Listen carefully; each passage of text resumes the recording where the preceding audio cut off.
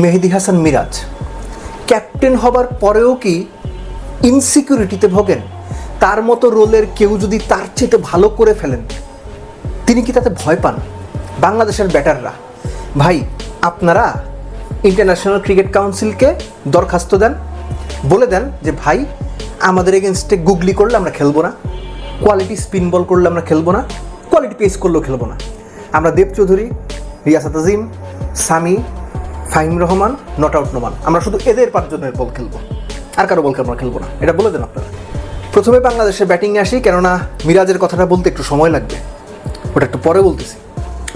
নাঈম শেখ, ভাই আপনি 24 বলে 7 করছেন, কোনো অসুবিধা নাই, কিন্তু এর আগেও যখন আপনি সুযোগ পেয়েছেন আপনার ব্যাটিং দেখে মনে হয়েছে আপনি ব্যাটিংটা ভুলে গেছেন এবং ভয় পাচ্ছেন। এই ব্যাটিং দেখা একজন ক্রিকেট সমর্থকদের জন্য রীতিমতো পাপ। নাজমুল হোসেন শান্ত ক্যাপ্টেন্সি ছাড়ার পরে বা ক্যাপ্টেন্সি থেকে তাকে সরিয়ে দেওয়ার পরে সম্পূর্ণ ডিফারেন্ট একজন ব্যাটসম্যান, নিজেকে হারিয়ে খুঁজছেন।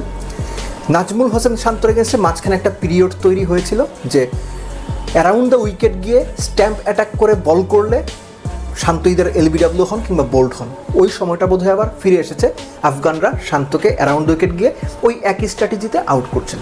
তাওহিদ হৃদয়, এই যে তাওহিদ হৃদয় কিংবা ধরেন এর আগে জাকির আলী অনেক ছিল, যে গুগলিতে তিনি বোল্ড হলেন, এটা একজন লেগ স্পিনারের খুব নর্মাল ডেলিভারি, একটা নর্মাল গুগলি।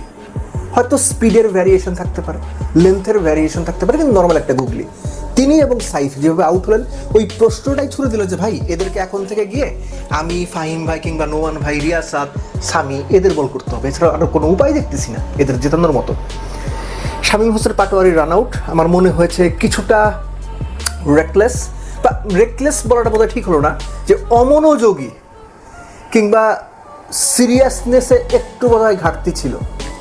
একটা টিম প্রথম ম্যাচে 67 রানে 6 উইকেট হারায়, দ্বিতীয় ওয়ানডেতে 80 রানে 8 উইকেট হারিয়ে অল আউট হয়, বা 70 রানে 8 উইকেট হারিয়ে অল আউট হয়। এই ম্যাচে কত 46-47 1 উইকেট, সেখান থেকে পরবর্তী 23 থেকে 25 রান করতে গিয়ে আরও 5 উইকেট যায়। এটা না ক্রিকেট না, এটা ক্রিকেট নামের এক ধরনের জোকারি মকারি, ক্রিকেট নামের সার্কাস। এর চেয়ে বেশি কিছু বলার নেই ব্যাটসম্যানদের নিয়ে। মেহেদী হাসান মিরাজ, আমি বাংলাদেশ আফগানিস্তান তৃতীয় ওয়ানডের ইনিংস ব্রেক একটা ভিডিওতে বলেছিলাম যে মিরাজ নাহিদ রানার বাকি থাকা বলগুলো করতে গেছেন, আমার মনে হয়েছে একটা মাত্র কারণে, একটা উইকেট যদি নিতে পারি। মোহাম্মদ নবী তাকে 3 ছক্কা তো মেরেছিনি, মিরাজকে পুরো এক্সপোজ করে দিয়েছেন ক্যাপ্টেন হিসেবে। ক্রিকেট নিয়ে যার চিন্তা ভাবনার দুর্বলতা সেটা এক্সপোজ করে দিয়েছেন, এবং কিছু ক্ষেত্রে তিনি যে ইনসিকিউরিটিতে ভুগেন সেটা এক্সপোজ করে দিয়েছেন।